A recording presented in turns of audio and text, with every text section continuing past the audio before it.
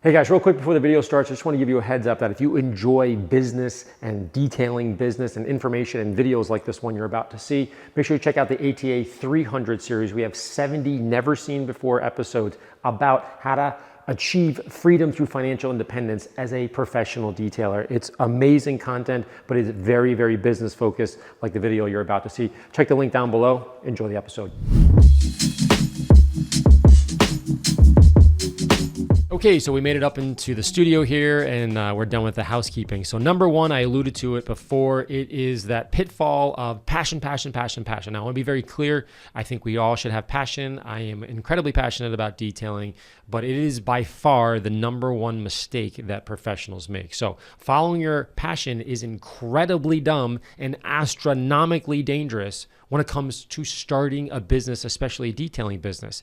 Obviously, as detailers, we love cleaning cars. I am, quite frankly, blinded by the joys and the therapeutic nature of cleaning cars. It is very, very vital to me, relaxing and all that kind of stuff. And it means the world. So as a detailer, it's very easy to fall in love with the cars themselves, the process to preserve them, the idea of enhancing their natural beauty. I personally believe, on a side note, that cars are works of rolling art that are incredibly well overdue for the recognition they deserve as part of American history, European history. They equal freedom. When I was 16 years old to leave the house, that was a big deal to get out of my house. That car equaled freedom to me.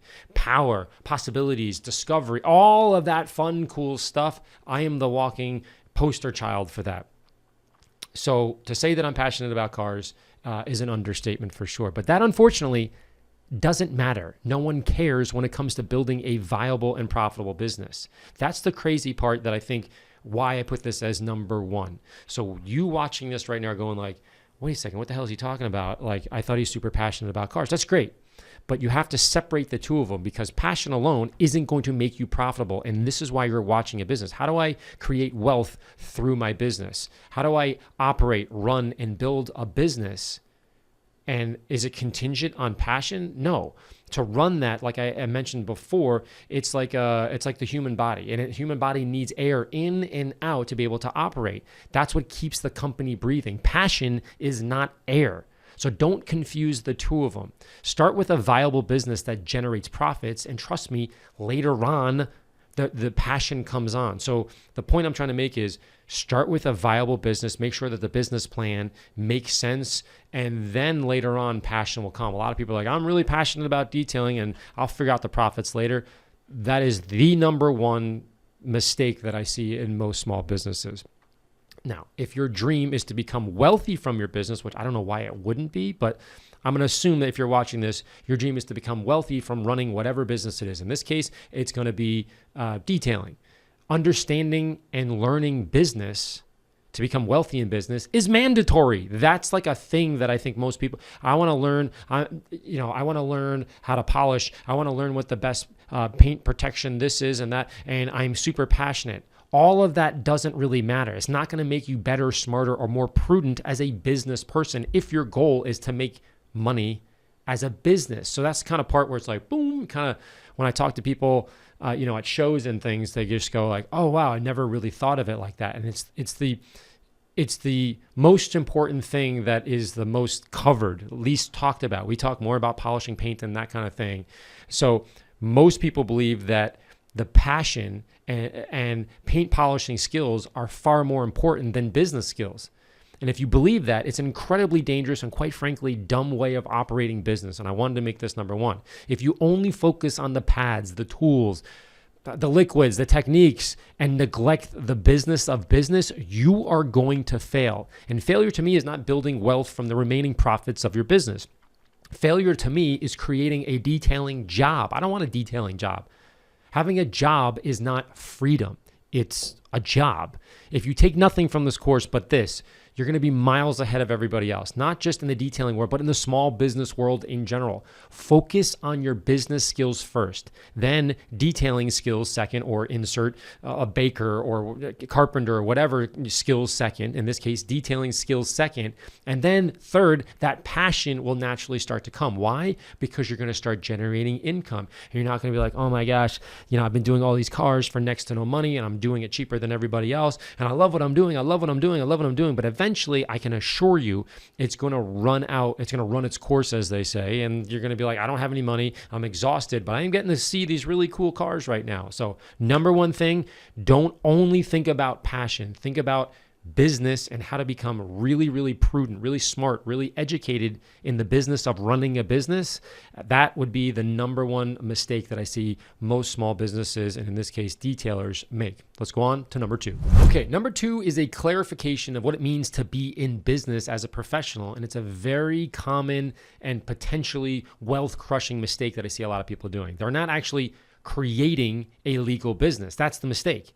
Or an entity and not having proper insurance to protect their personal assets. I'm not even sure where to begin with this, but I see a lot of people just kind of fly by night. And that to me is kind of the pivot point, whether on this side or on that side, whether they are an actual business and whether they are very serious about making wealth in business. Here's why. Number one, if you are kind of just fly by night, weekend warrior, and don't have an actual business name or business incorporation, you are technically not a legal business, and it's not legal. I don't know how to say it. It's kind of crazy to say, but it's the law. You have to do that properly, certainly within the United States. Now, there's 1,000 different, not really, there's probably 5 or 6 different legal entities. The real ones are probably 3 or 4, LLC, S Corp, which I am, and a C Corp, which is usually for larger corporations. You're going to need to speak to a lawyer and or a CPA, but understand that you do need to do it to be real. There's no question about it. I'm not going to make a long thing and say that you can do this or go around this way. You have to be a legal entity. So that's just your tax, so to speak, for getting into the stadium. Like, that's the only way that you're going to be able to watch the show is to set up a company. I can't believe I'm even saying this or having to say this, but I can't tell you how many times I've spoken to somebody and be like, well, I don't really have a business set up yet. I'm doing it on the side. I'm like, okay, then you're not really serious. Why? Because number two, if you're not a legal business, you're not paying your respective taxes. Now, that may not be an immediate problem. You may not necessarily care about that, but I assure you, there's always that joke, the two things that come are taxes and death. And I can assure you they're going to want to get their tax money, whether you're a small company or not, whether you're getting cash or not. If you're not set up or registered as a legal corporation in the United States specifically, and you're therefore not paying taxes, stop watching this right now and go do that, because you're going to have some serious issues with the United States government. Number three, if you're not registered, it's going to be super challenging for you to get insurance, commonly referred to as garage keepers insurance. Now, whether that's what you're mobile or you have a fixed base, they still call it garage keepers, just FYI. And so you will not get insurance because you're not actually registered typically as an LLC or an S Corp. The insurance company is going to say, like, well, what the heck am I insuring? There's no rules in place. And because you register with the state and, the IRS, there's certain things you have to do. Why you have a CPA, why you have a bookkeeper. There's rules and regulations that make sure that you are a real business and follow those rules. Again, we talk about that way in depth in the full course, but just know, if you don't have a business, you don't pay your taxes, you're not going to have insurance, right? Now, why does all of this matter besides the obvious? It matters because corporate status is what protects your personal assets. If you remember from the beginning, my focus was on growing your personal wealth. So freedom through financial independence, you do that through your business. If you don't set up a business, you can see how it doesn't make any sense for the rest of this conversation right now. So in other words, your business is its own living and breathing entity, like I mentioned before. If you, as an employee or director of the company, make a mistake or damages a car or otherwise causes financial repercussions, you, meaning you personally or individually, are usually protected. Again, for the record, not an attorney, not a CPA, so I encourage you to consult one, but it's the concept of what they call piercing the corporate veil. I'm sure you've heard of that. Your home, your personal car, your savings, or your assets are protected by the veil of the corporation should you get sued. So let's use an example. So I'm working on a car or whatever, right? And I damage the car, and that car is worth $100,000, and I do $10,000 worth of damage. I don't have $10,000 to spend on the repair of that car. Well, then I go to my insurance company and say, hey, I made a mistake. I go to the garage keeper's policy, figure it out. Oh, I have a $2,000 deductible. They pay the other $8,000, in total $10,000. The customer is made whole. He drives away. He's annoyed, but that's the end of the story. Now, in scenario 2, in that same kind of situation, I don't have insurance. I'm not registered. He goes to sue you and goes like, yo, you just messed up my car. It's $10,000. I'm going to sue you. If you don't have a corporation, you are going to be sued personally. And you're like, I don't have $10,000 in my bank account. And they go like, that's awesome. I don't really care that you don't, but you have that car right there. And that car is worth $15,000. And you live in the house over here that you have a mortgage on that's $500,000. Well, guess what? We're going to sue you personally. And you have to pay it personally versus in scenario one, when you're a company, let's say your company doesn't have any money, you could, in certain situations, declare bankruptcy. I'm not suggesting you should, but the idea is there is this wall, there is this veil in between you and the actions of the employee, which may happen to be you. I'm the employee and the owner of this company, but if I were to make some sort of mistake, my insurance would step up for that entity because I'm speaking on behalf of the entity. So you see how the issue number two is most failures happen because they don't even register their company or get the insurance to be able to protect that. And the point of this entire course is to build your wealth. Now, why does that matter with the wealth? Well, if you don't if you don't create the company, you don't get the necessary, you pay the taxes, of course, so you're gonna have some issues there, and then have the appropriate insurance, then the issue, the person, the suing, the problem is now going to come after you personally, which depletes any wealth that you were growing before.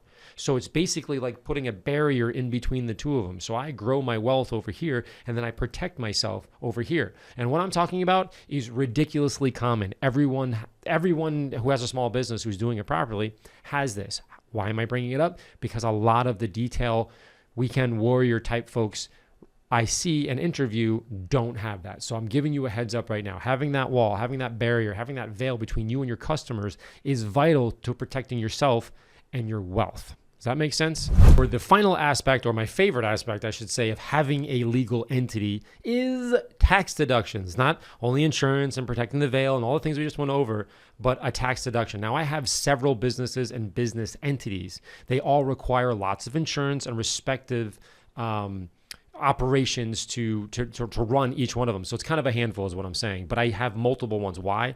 I create separate silos, I call them, for each liability. So I have one for the products. God forbid somebody were to hurt themselves or hurt the car with the products. I have one for, let's say, me giving this course right now. I have one for the building that I'm in right now to protect in case somebody slips and falls. So I have these little, it's kind of like having like little rooms inside a safe. So like inside the safe, you're already safe, but there's rooms inside the safe that are even so I have protection upon protection because I'm paranoid and I understand how capitalist society works and, you know, everybody wants to sue everybody, that kind of thing. But from having all of that taken care of, my fourth favorite aspect of having a business is the United States government gives you opportunities legally to take deductions because they want you to grow your business. And like I said, there are lots of insurances and lots of things to run all the businesses. But at the end of the day, all things considered, they allow you to take the appropriate deductions from your taxable income. I'm going to describe what that means in a minute and do a little bit of an example. But a tax deduction is the amount that you subtract from your income when you file your IRS return so that you don't have to pay taxes on it. So in essence, you're basically lowering your income through the deductions. You effectively lower the tax you need to pay every quarter or every year based on, you know, wherever you are in your income stream. So the United States government wants you to build and run a successful business. This is the backbone of the financial system. And because of that, the government allows you to deduct expenses in running your business from how much you owe to the government. The government knows that small businesses are what's keeping everybody going in the economy and keeping things stable, which is what the government's really there for, to keep stability and keep everything functioning properly and have and help support people live better lives, right? The way that that's done is to make sure that companies are reinvesting in themselves, and the cost of that reinvestment, let's say this microphone right here or these wires right here or whatever it is I need to have this video go out right now, I can pay for that and then use that as a deduction off of the money that I would make off of detailing and so on and so forth. It's kind of an interesting incentive for people to keep growing their business. So it is a massive help to certainly small businesses getting off the ground. Now, like I said, you can buy tools, equipment, products, signage, a mobile van, anything to start your business, and you can remove or deduct those costs from the items from how much you owe when you go to eventually pay taxes. But again, Remember, I'm not a certified public accountant, nor am I a lawyer, so consult all your experts. You see how the insurance thing I'm saying that right now because that's what my insurance folks want to say. Because if you take this advice and you say like, oh, Larry said to say that, I'm not a CPA, I'm not a lawyer, but I've also read a lot of books and I understand a lot of things, but I have to say that for that insurance. So I'm actually using what I said in this video, if that makes sense. So let me give you just a little basic demonstration of a tax deduction. We're going to use very round numbers again. So let's say scenario one, you make $100,000 in a given year and you are taxed at 30%.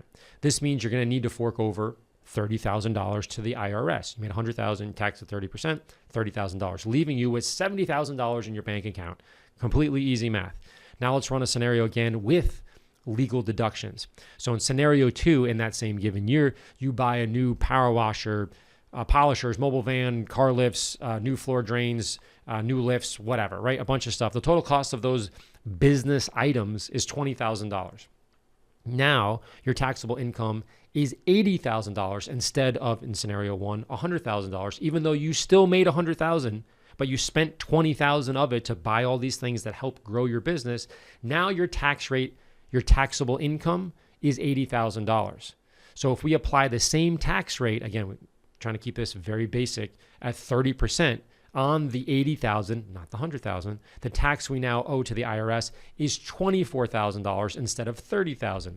So in essence, we spent $6,000 less on taxes and got all this new equipment to help run and hopefully build and grow a business. Now, please learn how this works. That's just a random example. Read more about it. Ask your CPA what it means and consider a legal tax deduction and where it might cross the line. So the big question is a lot of times like, hey, I'm trying to find something in here. You know, can I get a tax deduction on this cup or this whatever, or this fancy car, or I'm taking a ski trip to, Vail or whatever. Is that a tax deduction? These are kind of the things that get you in trouble. So you really have to ask your CPA, when am I crossing this line? And so is buying a vintage Ferrari that make the most sense? Probably not in most cases with the IRS. And they're going to come after you hard with fines and even jail time if you monkey around with that. Again, just giving you a heads up, it's no joke, but please take full advantage of what the law permits, but not 1 inch more. So those are all the reasons, even in number two, that's just number two. And we take all deep dives, like I said, in the larger program about how to do all these things. But please set up an actual business if you intend to be an actual business for all the reasons I just mentioned. So let's hop into number 3 and number 4 of the biggest or my favorite mistakes made. Mistake number 3 and number 4 are my favorites, but let's focus on number 3 first. Number 3 is no financial books, no bookkeepers, and no CPA. Most detailing startups do not have even more than just a piece of paper with scribbles on it of who paid what and when, and some don't even have that. Again, it's like the analogy is flying an airplane in the middle of the night through the mountains with your eyes closed. It's like, yeah, you're going to probably crash because you can't see. You don't know if you're up or down or, pitch this way or pitch that way or whatever, right? Basically, the books are all of your gauges. If you don't have any gauges when you're flying your plane, you get the gist of it. You're going to crash. I'm not going to lie about one thing though. Setting up your books can kind of be a pain in the butt, but I also talk about it in the larger course, how to do that through a bookkeeper. It's not that expensive. Why? Because they also want to maintain your books afterwards. But if you do it through QuickBooks, I suggest QuickBooks, but there's a couple other ones, but QuickBooks is obviously the biggest one. If you have somebody set it up for you, that's a smart thing to do, and then have them train you to keep track of it. That's what I would recommend in the beginning so you can understand and really feel what it feels like to input the numbers and then see the numbers get deducted by your insurance or this, or let's say you bought like some crazy machine, I don't know, $1,000 or whatever, right? And then you use it once and then you can see it on your books for the next couple of weeks or months or whatever. And you're like, man, that thing didn't bring me any money. But if you weren't doing the books yourself, you probably wouldn't notice it. It's like a sunk cost. Like, I spent that like 3-4 years ago or 3-4 months ago or whatever. You kind of forget about it. You don't feel the pain. So when I did the books in the beginning, I had somebody set it up for me. I can't remember what it was. It was probably like back then, it was probably 500 or $1,000. So it's a little pricey. It's probably a little bit more now. They set everything up in what they call the chart of accounts in QuickBooks itself. A little bit tricky. You can sit there and watch them do it as well. But once it's set up, then maintaining it is a little bit easier. Again, they can train you how to do that. And then eventually, once you get to a level of profitability where your time is more valuable doing something else than inputting the numbers themselves, and you know how to work it. I'm always in and out of my books all the time, but I now have somebody else, a bookkeeper, who takes care of the books to just input the numbers. I review all the numbers every single month, and occasionally I go in and audit myself, and I go in with the credit card statements and just double check everything just to see what's kind of going on. That is absolutely critical. Either way you do it, you must have books recorded. You do it yourself, hire a CPA, which would be a little bit expensive to do, or a bookkeeper. Again, we actually, in the larger course, we talk about the difference between the CPA, what they're responsible for, and the bookkeeper. So it not only tells you if you're profitable, but it also records what we talked about before, the deductions. You put your deductions in there as well.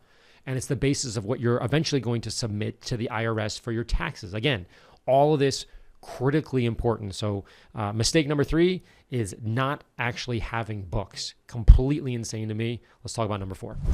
So 3 and 4 go together, and 4 is once you actually have your books set up, not actually reading them. That makes me insane. So you did all the work. It's like cleaning your car perfectly and never driving it. I don't know, or another way that I could make an analogy. So you finally have your book set up. And this is the other part. I've talked to a couple of people who finally took the leap to get the bookkeeper to do it. And then the bookkeeper will put all the information in and then submit a report on a monthly basis. And they don't read the report. That part makes me insane. So that's number 4. So we go super deep again in the 3 main financial statements within the full course. And that, of course, is the profit and loss statement. That's the one I live and breathe by. The balance sheet and the cash flow statements. Now, again, these are those analogy I was giving before. These are the gauges in your airplane as to figure out whether you're high or low or pitched this way or whatever. Or you're not going to hit a mountain. So you have to actually read them. Once you read them, you can adjust course based on the information of the health of your corporation at that point. Hey, we're a little low on sales, or hey, our cost of goods sold, what they call COGS, are down or up, or whatever the case may be. It's basically the EKG. The gauges are the profit and loss is the EKG. It's the blood test. It's the urine test. It's their vital signs of the living organism known as your business. So number 3 is setting up the books. Number 4 is actually reading them. Most people don't read them once it's set up, which is a massive, massive mistake. On to number 5. Number 5 is a mistake nearly all small businesses make, and that is to focus on new customer acquisition instead of keeping the customers you already have incredibly happy. And it kind of flows into number 4, the one previously, that a lot of people just want more business coming in, but they don't realize that the business that's coming in is not profitable. The reason that they don't know it's profitable from number 4 is they're not reading their statements. And the reason they're not reading their statements sometimes is like number 3, they don't even have statements. So you see how these all kind of flow. If you have your statements and you're reading your statements, while you're reading it, you can go like, wait a second, that service I'm offering, I'm making this up, for $250. As it turns out, it's not profitable. So I'm doing all this work and I'm not generating any profit. And if I'm not generating any profit, that means I'm not building my savings account, my wealth generation behind the business. So why am I doing all of this? You see how this all flows in? And so number 5 is in that same vein where people are focusing on the acquisition of new customers. And when you do that, do that. At the very minimum, you should make sure that that customer is profitable, which is from number 4.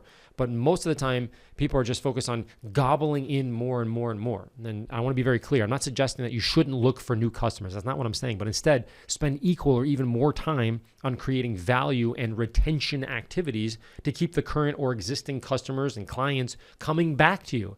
Now, on average, the cost of acquiring a new customer is actually 5 to 6 times higher than the cost of retaining a customer. In other words, for you to keep that customer here is 5 to 6 times cheaper than for you to go out and find another one, do Facebook ads. And we talk about Facebook ads and how and when to do that. And most of the time it's not to do that, certainly now. Buying magazine ads, definitely don't do that. And the things that you would spend most people, most of your money on traditionally to pull in customers is what the focus is on. And that's usually way more expensive than just making the ones that you currently have really, really happy. That one's so don't get blinded by having more customers. Think about how to maximize the value of the clients you already have, the clients that already come to you, the ones that you have in your cell phone, the ones that are like so I have like 5 or 6 customers that I am texting and talking and, hey, how's it going? Did you get that car back? I saw that you drove this one this day or whatever, and really trying to customize packages to them, because that's where the money's at, as opposed to me standing on the metaphorical corner spinning a thing that says like, come one, come all, come get your car washed kind of thing. So again, I'm being a little bit facetious to make a point here, but you can, in this case, offer to pick up and drop off the car, a drop-off service. You can create specialized and specific maintenance plans for their cars so you can keep them on a regular service or regular wash schedule. You can take photos of the car while you're working on it, or maybe look into the software program called Buongiorno, which we're going to talk about in a little bit. Buongiorno is a video messaging software that you can use to send updates on your detailing progress, touch base with your clients if you haven't seen them in a while, or thank them after the detail. And it's like, hey, I'm going to do a little demonstration later, but like, hey, John Smith, what's going on? I'm just working on your car right now. I just want to give you a heads up. We're halfway through. I'll give you a call in a little bit. But here, check this thing out. Absolutely amazing. All right, man, we'll talk soon. It's basically like a text, but it's on a more professional setting if you're not on a text level. With every single client you have, if you have a lot of them. So Buongiorno is really cool. I'll put a link down below. I pretty much use it for all of my new customers that come into Ammo, including this program as well. So if you signed up for this program, you probably got a Buongiorno. Hopefully by now, you've looked at it, you've responded, and you're like, oh, okay, cool. And you didn't know that was a Buongiorno thing. So that is a really cool software program to just keep the current customers that I have, including you and including my detail customers, happy with what we're providing right now, as opposed to me turning focus and focusing on Facebook ads alone just to go grab in more people. So that concept is a massive one that you need to really think about. There's probably 25 books written on that subject, and for good reason. It's very, very critical. Number 6 is falling prey to discount junkies. These are people who are only interested in your services if they can get a discount. It is wildly annoying and super popular amongst, it seems like, every customer when I first started out. Now, these customers shop by price and price alone. If it's cheap, they're there. If it's something that is more expensive or high quality or whatever, they're just not there. Totally fine. Now, to them, the quality, I guess my biggest concern is the quality is not their first concern. Price is. And it goes without saying, this is a very death by 1,000 cuts, silent downward spiral of hell, I like to call it. The real irony is that this problem exists only from you. You are the one that causes this problem to have discount junkies come to you. And you're like, well, how do you? Obviously, it's because you can't have discount junkies without having a discount. So in other words, don't discount your services. That's the big aha moment. If you don't discount your services, you won't get these folks. By not offering discounts on detailing, at minimum, you can even do everything you can to try to avoid discounts. Let me say, some people say like, hey, I have to do it. I'm like, then do it once a year. But even then, it opens the door to allow this subset of customer, meaning the discount junkies, in your life.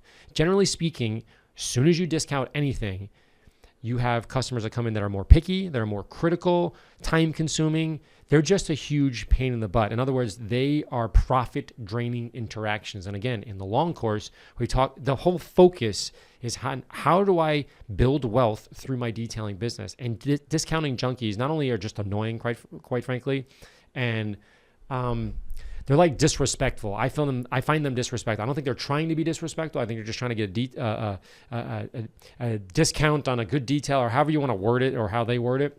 But to me, I find it very disrespectful, because I'm killing myself on your car, and you think that the value of my time working on your car is less than I think it is.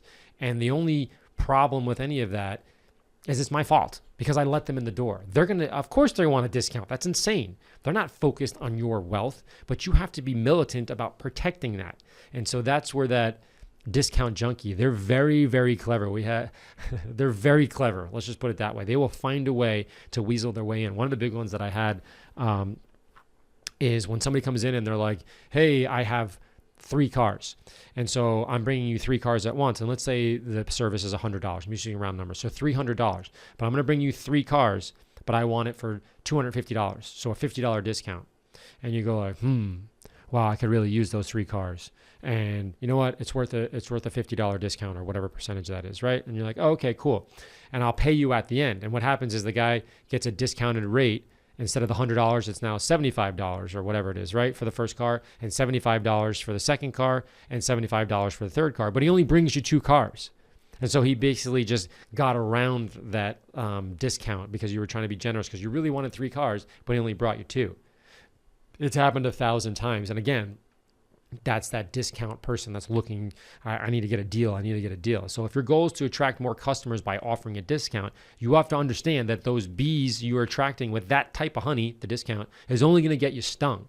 You're putting out the wrong attractant. If you say that discount, we're the cheapest. Again, in the course, I talk about focusing on quality and branding to be able to get the profit that you need to be able to build that wealth that you want. Discounts are the wrong dog whistle. I don't. It's a quick fix. It's the only you kick the problem down the road. Oh, I need some. We're low on income this month, right? We don't have any customers. Run a discount and let's see if we can bring in more people. But once you bring them in, they're now in your inner sanctum and they're discount junkies. Your goal should be focused on loyalty. Having a loyal customer is 10 times, 20 times more valuable than a discount junkie. And again, in the longer course, we're going to discuss how to actually cultivate that loyal customer. But for now, understand blindly discounting your detailing services is how to create a daily job. And to me, that's just horrible. We don't want daily jobs. That's not a way to create freedom through financial independence in the detailing industry. So make sure you avoid discount junkies at all costs. The number 7 massive mistake pro detailers make is pricing their services too low to compete with your local detailer. In other words, that's what's called toilet bowl pricing. So if your competitor has lower prices than you, then you go, you know what, I'm going to lower my prices 10% lower than his. And then he goes, wait a second, he just lowered his price 10%. And then he lowers his price 10%. Then you go back and on and on and on, hence the toilet pro. So down the drain you both go.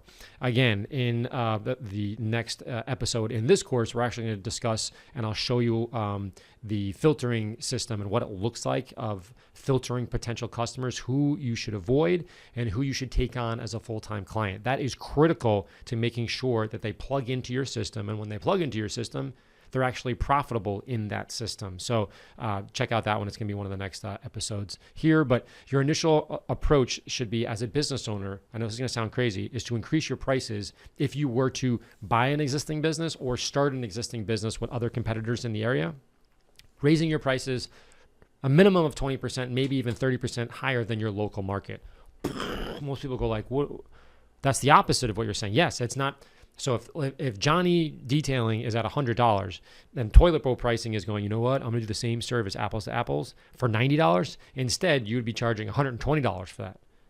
And most people go like, you're going to charge more for the same service? Yeah. And I show you exactly how to brand it in a way that is consistent and congruent with your brand message so that you can get that 20 or 30% higher. You don't want to compete on that lower. If you take this alone, this is worth the course, and it just change your mindset. And so this is automatically not only going to change the mindset and the people that are coming in, like he's got to be better if he's 20% more expensive. It's also automatically going to do another thing, which is amazing. That's going to filter the discount junkies away from your business and help you hone in on your best, most profitable clients. I started and built my entire business on this model. So we talked about before the discount junkies. These are really dangerous people to your profit.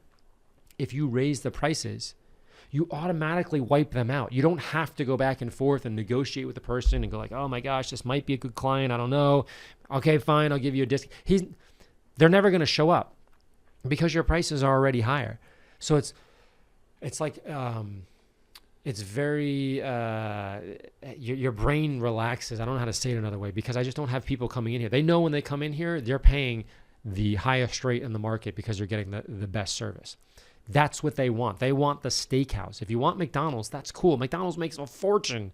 Then go to McDonald's. There's no negative connotation to what I'm saying. If you want McDonald's, then go to McDonald's. I'm just not McDonald's. I'm the steakhouse. If you want a steakhouse, come to me. It's very clear. But the irony is the McDonald's people make tons of money. That's just not the business that I want to be in, nor is it, I think, the most profitable for the work done. They just have zillions of clients. I only want 100.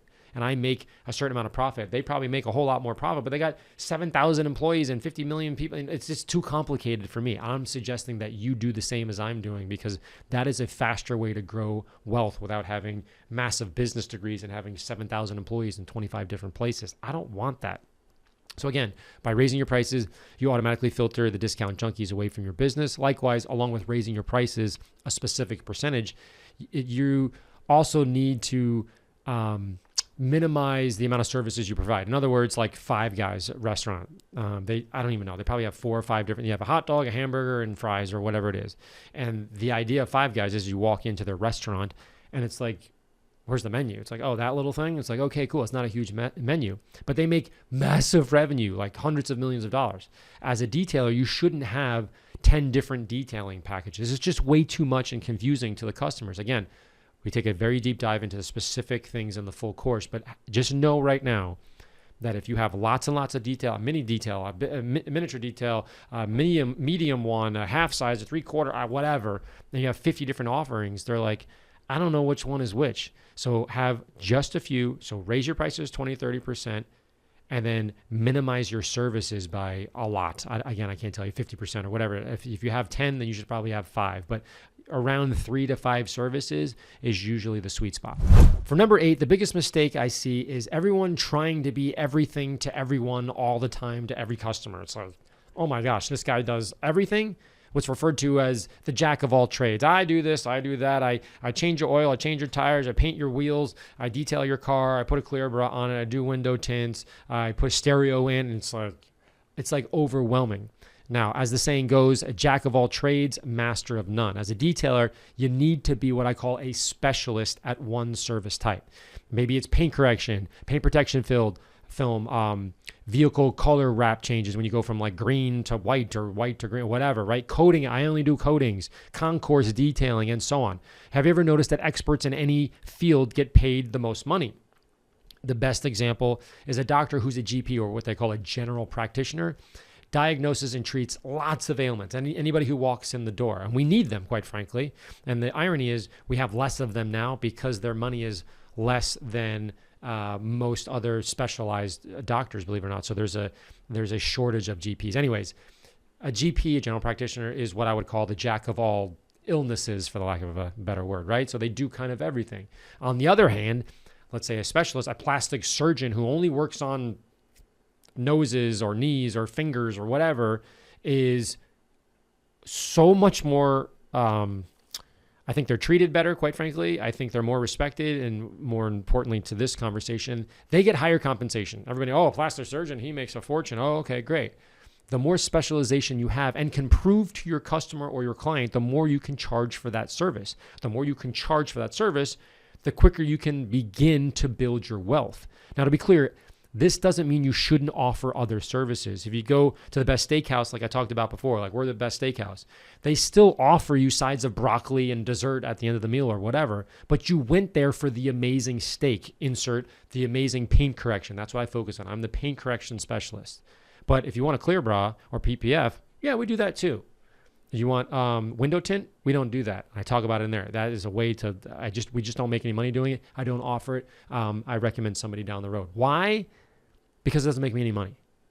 Pretty simple. So figure out what your stake is and be the best at it. Paint protection film, coating, whatever it is, it doesn't matter. Then only sell the sides, the broccoli, the clear bra, blah, blah, blah, if they pay for the stake.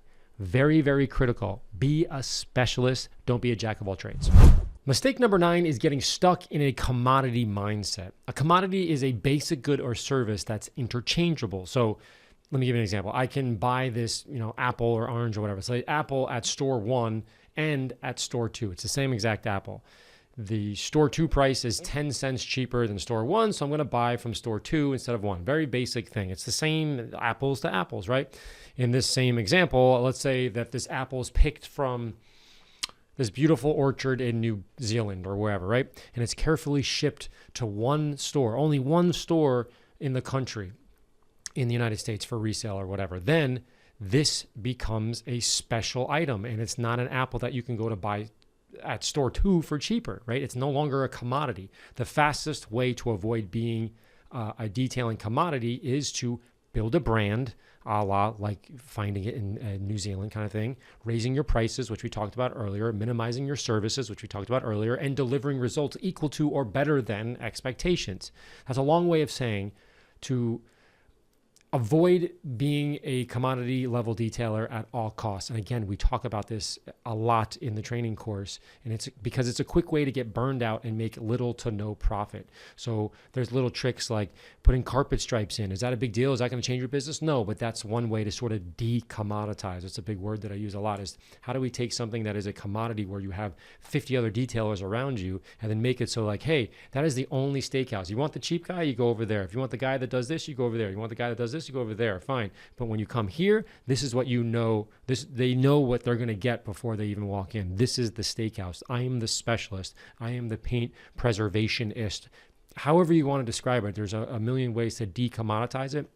But number 9 is really just to have you think, how do I separate myself from everything else? And how do I build that brand? Again, minimizing your services, raising your prices, and focusing on building a brand and this presence and this positioning of when they walk into your building, what does it look like? What are you wearing? Is your hair cut perfectly? Do you say yes sir, no ma'am? That kind of thing. Are you using buongiorno?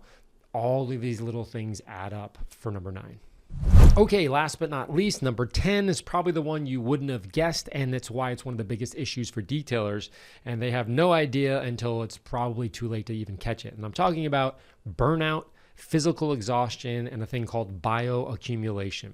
So these are massive mistakes that detailers don't even really see coming, and then bang, it hits them really hard. So not being aware of these issues and how to mitigate the negative effects on your business is critical to your path towards freedom through financial independence. In other words, if you don't prepare for this now, it's going to sidetrack you. It's going to take you off your feet. So in other words, if you're not functioning, you're not going to be able to make money. If you're not able to make money, you're not able to build wealth. So the detailing industry in particular, we talk a lot with this a buddy of mine, Colin Campbell, who's the trainer, and we actually go through actual physical exercises for rotator cuffs, wrists, fingers, and backs, because that's obviously what we're using a lot in the detailing industry. But in particular, ones that people don't really focus on or think about are the fine motor skills and sharpness, cognitive function, i.e. the cost-benefit analysis. In other words, should I polish this or continue polishing this scratch, or might I burn through? Is there a risk of burning through? Is the risk worth the reward? All those kinds of things. And why is that important? Well, if your brain isn't functioning properly, if you haven't eaten a quality breakfast and you haven't had all the nutrients and the caloric intake that you need, you're going to potentially make bad cognitive mistakes, which will burn through the paint. Okay, fine. But if you burn through the paint, you're then going to have the insurance to back it up. Wait a second, I don't have insurance to back it up. Why not? Because I haven't created an LLC or an S Corp. Oh my God. So one problem begets the next problem, and it kind of trickles down to the fact that you're not taking care of yourself. I've seen so many detailers so tired, including myself, tired and run down, and detailing really kicks your butt. And so as I mentioned at the top of this video, this could be something where you're like, you know what? I may not have the physical aptitude or the motivation or the persistency to be a detailer, and then maybe you just saved yourself many years of heartbreak, and then that's a quality outcome if you figure it out now. Why go through all that pain and to only figure it out later on to lose a year or 2 or 3 or whatever? So that's why I put it as number 10. Now, the idea is all these bodily functions require proper caloric intake to meet this incredibly high demand on the body and the brain as a detailer. That's something that I think people do not recognize, and they get wrapped up in number 1, which is the whole passion. I'm passionate. But you don't realize, look how skinny I am, but I'm working out every day just to even maintain the weight that I have now. I eat tons of calories because I output them. Even after this video, I got to go down and work on a Ferrari 458 Speciale that's yellow, and I have to put a coating on it before it leaves. I have to do a wheel coating, and then I have to check everything over after the PPF. I have to make sure all the little things. So I probably have another 3-4 hours of work. I'm not going to go home till about 7. Is that a pat on the back thing? No, it's not a great thing because I need to be able to execute things in a much quicker time. But as I'm getting older, I'm trying to allocate more time for things that used to take me less times, because I want to make sure that I'm taking care of my body, is a long way of saying it. Now, as a good example, I just want to give you kind of a quick little nugget. And again, you literally walk through my house and you walk in the gym with me and you walk in my kitchen, and I show you step by step of all the things that I eat in my morning routine in the larger course. But number one is I get out of bed at 6 a.m. That's really important to kind of get up, even if you're tired, and just kind of start that function, because it does take time to get your brain online. And before I get in here and before I polish anything, I need at least an hour or two. I don't just like hop out of bed at 8:30 and get here at 9 and then start polishing. Your brain needs a little time to function. And the second thing is hydration status is determined in the first part of the day between 7 o'clock and 9 o'clock. What that means is how much water is in your body and how your brain and your body think about the hydration status really kind of determined earlier in the morning. So that descending part of your colon is the most thirsty in the morning, and water is the universal solvent. So as we mentioned before, bioaccumulation, detailers are exposed to lots and lots of chemicals. My wife is a PhD chemist, and so she makes it very clear to me that the things that touch my skin, even if I'm wearing gloves, sometimes it touches this, touches that. You're spraying stuff, you inhale it. It's just, we have no choice but to start accumulating these chemicals in our body. And a lot of times you can't flush them out. And so the ones that you can flush out, you need to detoxify. To detoxify, you need to drink about 32 ounces of water, and because you're losing tons of water, about 5 liters 0.5 liters every single night in your mattress. I mean, you're just kind of sweating it out. I know it sounds really gross, but the water acts as the cushions between all your joints once they're hydrated. So we can go way deep into this, but essentially the morning routine is I get up at 6 a.m. The first thing I do is I go downstairs and I drink at least 32 ounces of water. I don't do anything else. I mean, I brush my teeth first before I come down, but then I drink water first, and then I start making breakfast and going about my day, whatever. The second thing is to feed yourself. How are you going to generate the energy? I have oats, I have berries, walnuts, which is a type of fat, and then protein. Now, the saying goes, Colin always says, if it runs, swims, or flies, that's something that you want to eat, meaning it's not processed food, it's not cereal, that kind of thing. Another tip is to have dinner for breakfast. Again, I show you all of this, what I'm eating. Or I switch the dinner and breakfast routines. I'll have breakfast for dinner and dinner for breakfast. Basically, I'm trying to get enough protein in the morning, but nothing that I make in the morning comes out of a box or is processed. So that's a big one. And for me, I have a lot of oatmeal. So I have oatmeal heated up. I cut up berries. I put walnuts in there, which is which is great fat. But for me personally, I don't like to eat a lot of meat in the morning because it's kind of a little on the gross side. So what I do to supplement the protein intake is I have protein powder that's mixed in with, after I drink the water, fill it back up again, and then I drink my protein so that I have all of the nutrients that helps me have cognitive function. Right now, I also have a $5 million Lamborghini Miura downstairs. Stunning car, beautiful, very, very rare, perfect example of a Lamborghini Miura that just sold. So I can't make any mistakes on that. So it's very important that I work out, I go to the bathroom, I drink enough water, and I have enough fuel, caloric intake to make those decisions where, because there was an actual scratch down there where the owner's like, or the seller, the broker is saying, hey, can you get that out? And I was like, I'm going to try, but I don't want to go too much. He burned through the paint on a Miura. We don't even want to talk about that. But if I was tired and was like, you know what, let's go for it, I could basically blow my entire wealth right then. So you see how all these things are interconnected. Number 3, in terms of my morning routine, is I have supplements. I have vitamin D, zinc for immunity, magnesium for the muscle. I have a lot of muscle recovery because it's not like I'm working out or I'm like a big ripped guy. It's holding that polisher that's shaking all the time. So magnesium, omega-3 fish oil, that's inflammation. Again, we're going to go through this ad nauseum, but I just wanted to kind of get you a little taste, no pun intended, of the routines, and I go step by step. So fish oil, and then a multivitamin, what we call Total Defense, just like a men's vitamin of things that I may be missing during the day, where I'm not eating enough fruits and vegetables or whatever, or maybe I have more fruit one day and not enough vegetables. This will kind of balance it out so that I have, again, all the nutrients to make that cognitive function. And lastly, number 4 is training the body to withstand the rigors of the profession. In other words, I have a routine that I do during the week, Monday, Tuesday, Wednesday, blah, blah, blah, that I'm not like lifting to be a power lifter. That's not the thing. And you're like, oh, I have to really lift to detail. It's like, well, yeah, if you want to have long-term success, yeah, you kind of have to do that because you're putting so much stress specifically on the elbows, the wrist, the knuckles, and the back because you're leaning over and holding a machine that's actually vibrating. So it's a legit thing. And I go over step-by-step process for doing all of that in the longer course. Again, these are some of the top traps professional detailers unknowingly fall into when starting, running, or building their detailing business that prevent or impede or even slow down the generation of profit. That's what the whole point of this is. The accumulation of profit in your business will begin to help you build your own personal wealth. That is the end goal with any business, your business, everyone's business, is to accumulate more money than you need to survive. There's nothing worse to me than hearing like, you know what, I'm just, I work to survive kind of thing. And it's like, wow, some people are in that situation and I feel for them. But to me, that's not freedom. That's the opposite of freedom. You have to go there to be able to survive.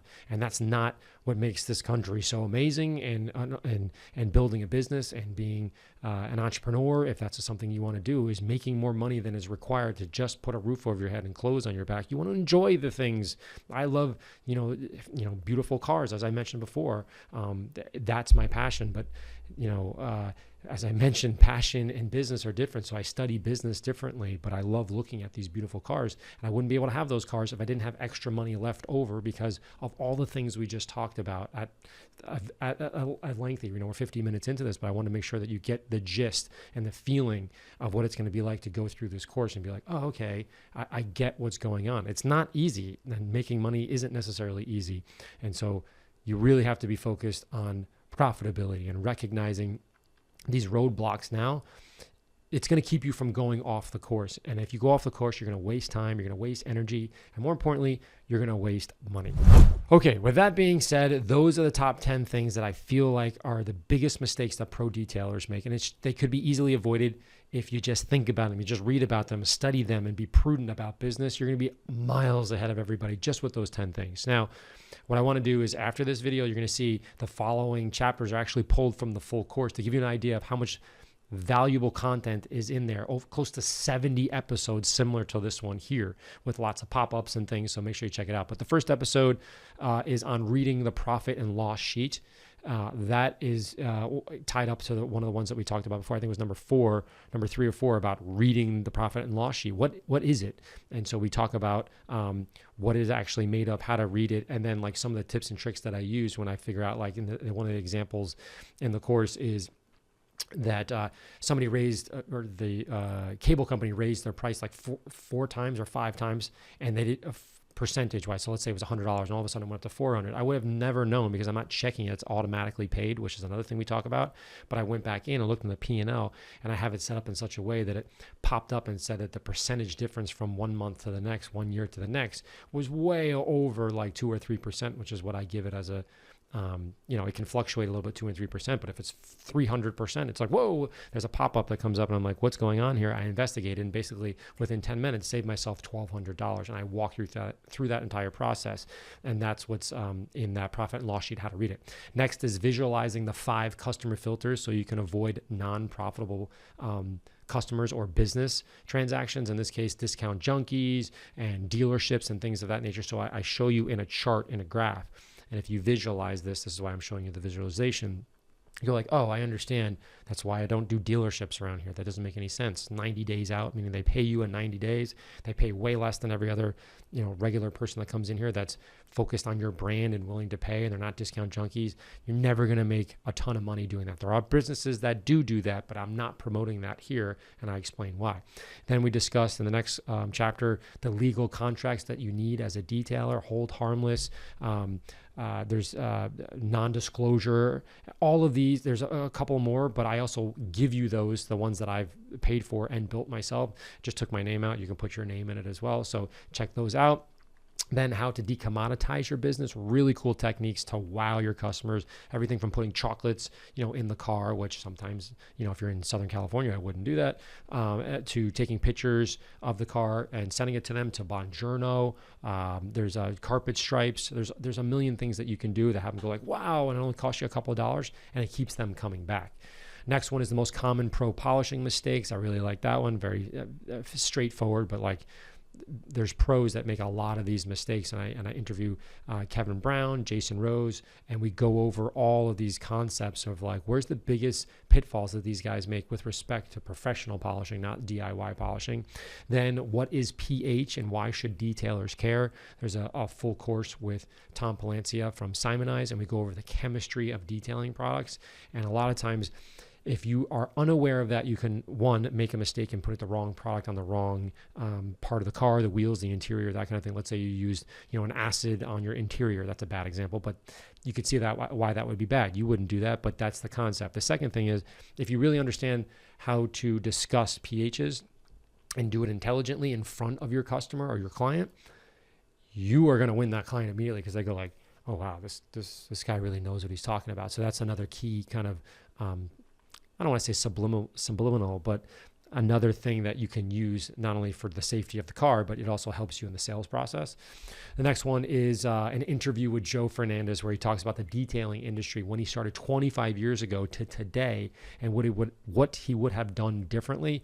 That is a fantastic talk. I almost think it's worth this entire course, because I really learned a lot about the progression of his business and how the market has changed and how he's changed with it. Really, really cool. Really funny guy, great person. He's been in a ton of my YouTube videos, so check that one out. But keep in mind that this is 7 out of 70 episodes in the full course. And I'm going to put the full syllabus, like I said before, of content and download, so you can take a closer look at what is exactly in there. But if you choose to enroll, I'll be very grateful. We deduct the total tuition for this course from the bigger course as well. So any questions at all, reach out to me. I am very, very grateful. Hopefully you found this, I don't want to say, valuable or entertaining or whatever. It's more than that. I want to make sure that you go from thinking about detailing as like this really cool, amazing job where you get to play with cars, because that's true. But at the end of the day, you have to make profit, and so much more profit that there's a little bit left over, so that you can begin to start packing it away and let that money start building wealth for you. You can actually do that through your detailing business. I'm doing it right now, but it was not easy, and it took a couple of years, AKA a lot of years, until it started to work. And then I kept notes on all the things that were done wrong and done right, and I put my heart and soul into the larger course. But hopefully, if you're on the fence right now, this is a great way to say, hey, maybe I don't want to do this, or hey, I want to dive in even deeper. Either one is success for me. So thank you for watching. Any questions at all, reach out to me, but I appreciate you guys, and talk to you soon.